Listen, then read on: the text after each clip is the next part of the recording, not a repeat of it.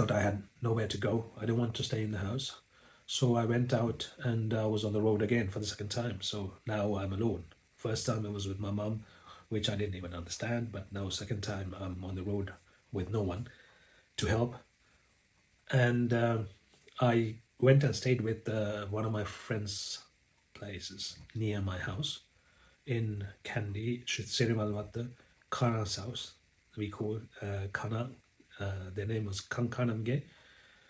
The parents loved me.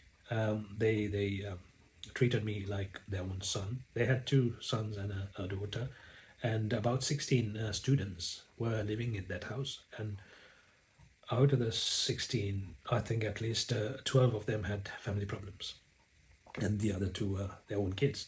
So they were just on their own, just living there, but they were treating us like their own kids. They were cooking, they were treating.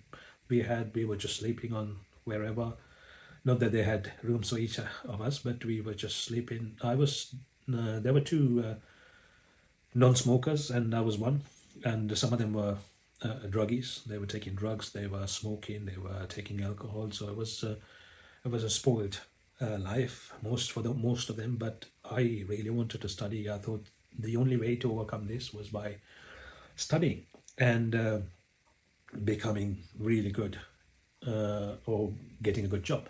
So I did study, and I got their support, which was really, really good. They always treated me differently in a good way. They always said, leave. They called me Tenne because my last name is Tennakoon. So they said, Tenne, leave Tenne alone. You guys do anything. And even the parents were like, leave Tenne alone. He wants to study. And they supported me. And after living there for some time, my father came over. He heard that I was away from my mum.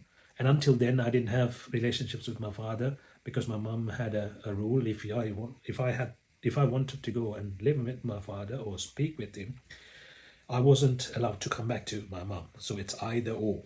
So I was scared because my mum was a person who would do anything that she would say.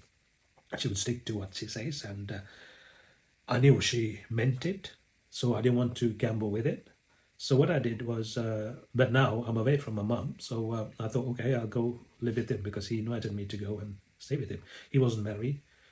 I didn't trust my father, and I still don't trust him as my mum, but I thought I'll give it a go. So I went to Peradeniya where he lived, to his house, and I lived there for a decent period, a couple of, maybe at least 1 year.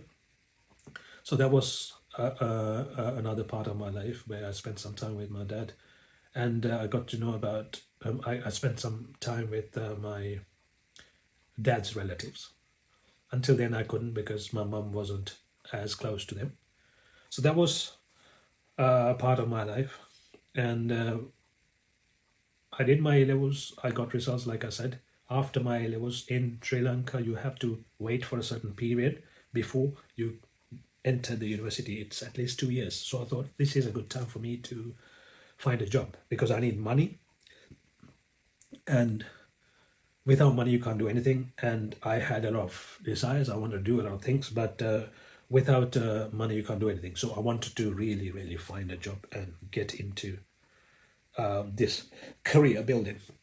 So let's get into the career and my first job and how I got to the first job and how I went to the first job with luggage. It's coming up next.